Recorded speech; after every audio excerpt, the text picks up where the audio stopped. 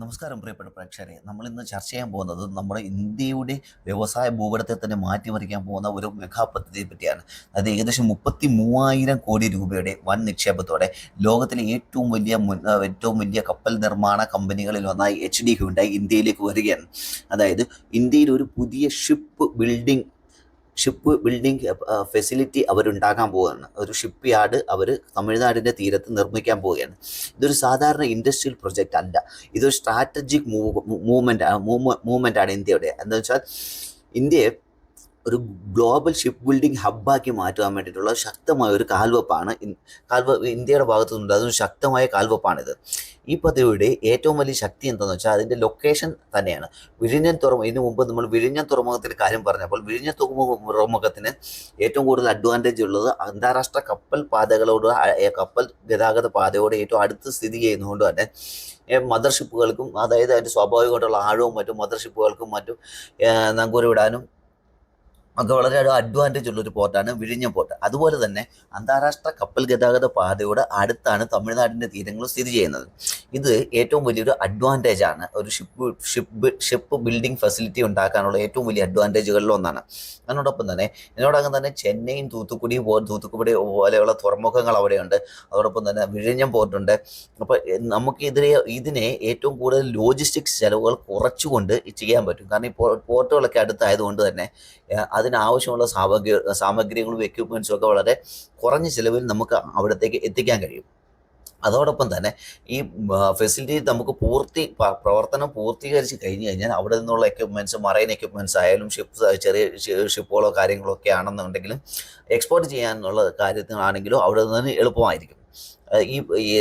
അതിനോട് ചേർന്ന് തന്നെ ഒരുപാട് തുറമുഖങ്ങളൊക്കെ ഉള്ളതുകൊണ്ട് തന്നെ നമുക്ക് അതിനോടനുബന്ധിച്ചുള്ള ചിലവുകൾ, ലോജിസ്റ്റിക് എക്സ്പെൻസുകളൊക്കെ വളരെയധികം കുറച്ചുകൊണ്ട് തന്നെ ചെയ്യാൻ പറ്റുന്ന ഒരു വലിയ പ്രൊജക്റ്റാണിത്. ഇപ്പം അതിൻ്റെ ഒരു 33,000 കോടി രൂപയുടെ പ്രൊജക്റ്റ് യാഥാർത്ഥ്യമാകാൻ വേണ്ടിയിട്ട് ഈ കാര്യങ്ങൾ മാത്രം പോരാ.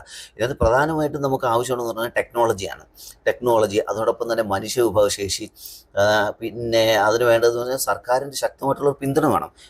സംസ്ഥാന സർക്കാരിൻ്റെ പിന്തുണയും വേണം, അതുപോലെ തന്നെ കേന്ദ്ര സർക്കാരിൻ്റെയും പിന്തുണ വേണം. കാരണം ഇന്ത്യയുടെ തീരത്താണ് ഇത്. കേരളത്തിൻ്റെയും തമിഴ്നാടിൻ്റെയും തീരത്ത് നടക്കുന്ന ഒരു പ്രവർത്തനമാണ്. ഒരുപാട് ഇൻ്റർനാഷണൽ ഷിപ്പുകളും കാര്യങ്ങളും ഒക്കെ വരുന്നതാണ്. അപ്പോൾ തീർച്ചയായിട്ടും സ്ട്രാറ്റജിക് ആയിട്ടുള്ള ഒരു മൂവ്മെൻ്റാണിത്. ഇന്ത്യൻ സർക്കാരിൻ്റെയും അതോടൊപ്പം തന്നെ തമിഴ്നാട് സർക്കാരിൻ്റെയും ഒക്കെ ശക്തമായിട്ടുള്ളൊരു പിന്തുണയും കൂടി ഈ പ്രൊജക്റ്റുകൾക്ക് ആവശ്യമാണ്. അതുപോലെ അപ്പോൾ നമുക്ക് ഈ പ്രൊജക്റ്റിലൂടെ നമുക്ക് പ്രധാനപ്പെട്ട ഒരു കാര്യം ഇതിലൂടെ ഈ HD ഹ്യുണ്ടായി എന്ന് പറയുന്ന കമ്പനി നമുക്ക് ഓഫർ ചെയ്യുന്നതെന്ന് വെച്ചാൽ അവരുടെ HD ഹ്യുണ്ടായിയുടെ ഗ്ലോബൽ എക്സ്പീരിയൻസ്. അതുതന്നെയാണ് ഏറ്റവും പ്രധാനപ്പെട്ട കാര്യം. ഒരു ലോകത്തിലെ ഏറ്റവും വലിയ ഷിപ്പ് ബിൽഡിംഗ് കമ്പനികളിൽ ഒന്നാണ് ഈ HD ഹ്യുണ്ടായി എന്ന് പറയുന്നത്. അവരുടെ ഗ്ലോബൽ എക്സ്പീരിയൻസ് നമുക്ക് ലഭിക്കുന്നു എന്ന് തന്നെയുള്ളതാണ് ഈ പ്രൊജക്റ്റിന് ഏറ്റവും വലിയ അഡ്വാൻറ്റേജ്.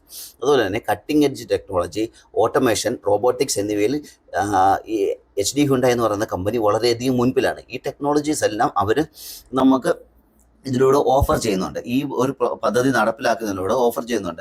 ഇതിന് മേജറായിട്ടുള്ള ഷെയർസ് ഒക്കെ അവർക്ക് തന്നെ ആയിരിക്കുമെങ്കിലും ഈ ടെക്നോളജി എല്ലാം നമുക്ക് ഒരു സ്കിൽ ട്രാൻസ്ഫോർമേഷൻ വഴി നമുക്ക് ലഭിക്കുന്നുണ്ട്. അതെന്ന് വെച്ചാൽ നമ്മുടെ മാൻ പവറിനെ ഇവിടുന്ന് അവരുടെ നോർത്ത് കൊറിയയിലേക്ക് കൊണ്ടുപോയിട്ട് അവർക്ക് ആവശ്യമുള്ള ട്രെയിനിങ്ങുകളും കാര്യങ്ങളും എല്ലാം കൊടുക്കുന്നതിനാണ് ഇതൊരു സ്കിൽ ട്രാൻസ്ഫോർമേഷൻ കൂടിയാണ്. ഭാവിയിൽ നമുക്ക് ഇത് വളരെയധികം യൂസ്ഫുൾ ആയിരിക്കും.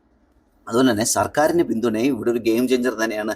മേക്ക് ഇൻ ഇന്ത്യ, സാഗർമാല പോലുള്ള പദ്ധതികൾ ഈ ഇൻവെസ്റ്റ്മെൻറ്റിൻ്റെ ബാക്ക് ബോണായി പ്രവർത്തിക്കുന്നുണ്ട്. ഇതിനോടകം തന്നെ നികുതി ഇളവുകളും ഇൻഫ്രാസ്ട്രക്ചർ സപ്പോർട്ടുകളും പോളിസി സ്റ്റെബിലിറ്റിയും മറ്റും കേന്ദ്ര സർക്കാരിൻ്റെ ഭാഗത്തുനിന്ന് ഓഫർ ചെയ്തിട്ടുണ്ട്. അവർ ഇതിന് ഫുൾ സപ്പോർട്ടായിട്ട് ഇതിനോടകം തന്നെ അഡ്വാൻസ്ഡ് ആയിട്ട് ഇതിനെപ്പറ്റി ഈ പ്രൊജക്റ്റിൻ്റെ നടപ്പിലാക്കാനുള്ള സാധ്യത കൂട്ടുന്നതിന് വേണ്ടി ഇതെല്ലാം മുൻകൂട്ടി തന്നെ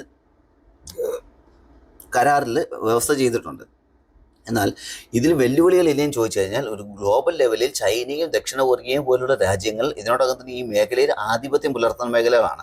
കൂടാതെ ഉയർന്ന നിക്ഷേപവും ഉയർന്ന നിർമ്മാണ സമയവുമാണ് ഇതിനകത്ത് പ്രധാനമായിട്ടുള്ള വെല്ലുവിളി എന്ന് പറയുന്നത്. പക്ഷേ ശരിയായ എക്സിക്യൂഷൻ ഉണ്ടെങ്കിൽ ഈ ചലഞ്ചുകളെല്ലാം നമുക്ക് ഈസി ആയിട്ട് മാനേജ് ചെയ്യാൻ കഴിയുന്നതാണ്. ഈ പ്രൊജക്റ്റിൻ്റെ ഏറ്റവും വലിയൊരു അഡ്വാൻറ്റേജ് കിട്ടുന്നതെന്ന് പറഞ്ഞാൽ തമിഴ്നാട് സർക്കാരിനാണ്. തമിഴ്നാട്ടിലെ സമ്പദ് വ്യവസ്ഥയെ വലിയ രീതിയിൽ ഒരു തമിഴ്നാടിൻ്റെ സാമ്പത്തിക വ്യവസ്ഥയെ വലിയ രീതിയിലൊരു കുതിച്ചുചാട്ടം സൃഷ്ടിക്കാൻ കഴിയുന്ന ഒരു പ്രൊജക്റ്റാണിത്. ആയിരക്കണക്കിന് നേരിട്ടുള്ള ജോലികളും ലക്ഷക്കണക്കിന് പരോക്ഷ തൊഴിലവസരങ്ങൾ ഇതിലൂടെ സൃഷ്ടിക്കുക ഈ ഒരു പ്രൊജക്റ്റിലൂടെ സൃഷ്ടിച്ചെടുക്കാൻ കഴിയും. അതോടൊപ്പം തന്നെ ഇതിനോടനുബന്ധമായി സ്റ്റീൽ ഫാക്ടറികൾക്കും മെഷീനറി മാനുഫാക്ചറേഴ്സിനും ലോജിസ്റ്റിക് മേഖലകൾക്ക് ഇലക്ട്രോണിക് എക്യുപ്മെൻറ്റ്സിൻ്റെ മാനുഫാക്ചർ ചെയ്യുന്ന മേഖല ഇവയെല്ലാം ഇതിൻ്റെ കൂട്ടത്തിൽ വലിയൊരു കുതിച്ചുചാട്ടം സംഭവിക്കും. കാരണം ഈ ഒരു സിംഗിൾ പ്രൊജക്റ്റിലൂടെ ഇതിന് മൾട്ടിപ്പിൾ ഇൻഡസ്ട്രീസിൻ്റെ ഗ്രോത്താണ് നമുക്ക് ഇതിലൂടെ സാധ്യമാകുന്നത്. കൂടാതെ കപ്പൽ നിർമ്മാണം എന്ന് പറയുന്നത് ഒരു ഹൈ വാല്യൂ എക്സ്പോർട്ട് സെക്ടറാണ്. ഇന്ത്യയിൽ നിർമ്മിച്ച കപ്പലുകൾ വിദേശത്തേക്ക് കയറ്റുമതി ചെയ്യുമ്പോൾ ഇന്ത്യയിലേക്ക് വിദേശ നാണ്യത്തിൻ്റെ വരവ് ഗണ്യമായി കൂടും. ഇത് ഇന്ത്യയുടെ ട്രേഡ് ഡെഫിസിറ്റ് കുറയ്ക്കാനും വളരെയധികം സഹായിക്കും. അതിനോടൊപ്പം തന്നെ ഇന്ത്യയിലെ ഈ പോർട്ട് വരുന്ന ഈ ഷിപ്പ് ബിൽഡിംഗ് ഫെസിലിറ്റി വരുന്നതിനോടനുബന്ധിച്ചുള്ള ഈ മേഖലകളിലെല്ലാം റോഡുകൾ, തുറമുഖങ്ങളുടെ എല്ലാം വികസനം വളരെ വേഗത്തിലായിരിക്കും. അതുപോലെ തന്നെ വൈദ്യുത നിലയങ്ങളുടെ എല്ലാം പ്രവർത്തനം വളരെയധികം ഗണ്യമായ രീതിയിൽ നമുക്ക് എഫക്റ്റീവായിട്ട് മാറ്റുവാനും കൂടുതൽ വൈദ്യുത നിലയങ്ങളും മറ്റും ഇതിനോടനുബന്ധിച്ച് സൃഷ്ടിക്കപ്പെടേണ്ടതൊക്കെ വരും. അപ്പോൾ ഈ ഒരു മേഖലകളിലെല്ലാം ഒരു വലിയ കുതിച്ചുചാട്ടം നമുക്ക് പ്രതീക്ഷിക്കാം. ലോങ് ടൈമിൽ നമ്മൾ നോക്കുകയാണെങ്കിൽ തമിഴ്നാട്ടിനെ ഒരു മാനുഫാക്ചറിങ് ഹബ്ബ് എന്ന നിലയിൽ നിന്ന് ഒരു ഗ്ലോബൽ മാരിടൈം പവർ ഹൗസ് ആക്കി മാറ്റുവാനുള്ള ഒരു സാധ്യതയാണ് ഇവിടെ നമുക്ക് കാണാൻ കഴിയുന്നത്. ചുരുക്കം പറഞ്ഞു കഴിഞ്ഞാൽ ഇത് വെറും ഒരു പ്രൊജക്റ്റ് മാത്രമല്ല, ഇതൊരു എക്കോസിസ്റ്റമാണ്. ഇതൊരു ഇൻവെസ്റ്റ്മെൻ്റ് അല്ല, ഒരു ട്രാൻസ്ഫോർമേഷനാണ്. ശരിയായ രീതിയിൽ നടപ്പിലാക്കിയാൽ ഇന്ത്യയുടെ ഷിപ്പ് ബിൽഡിംഗ് ഫ്യൂച്ചർ ഇവിടെ നിന്നായിരിക്കും തുടങ്ങുന്നത്. ലോകത്തിലെ തന്നെ ഏറ്റവും വലിയൊരു ഷിപ്പ് ബിൽഡിംഗ് ഫെസിലിറ്റി ആയിട്ട് നമുക്കിതിനെ മാറ്റുവാനും ലോകത്തിൻ്റെ തന്നെ ഷിപ്പ് ബിൽഡിംഗ് മേഖലയിൽ ഒരു വൻ ശക്തിയായി മാറുവാനും ഇന്ത്യക്ക് ഈ പ്രൊജക്റ്റ് നടപ്പിലാക്കുന്നതിലൂടെ സാധിക്കും.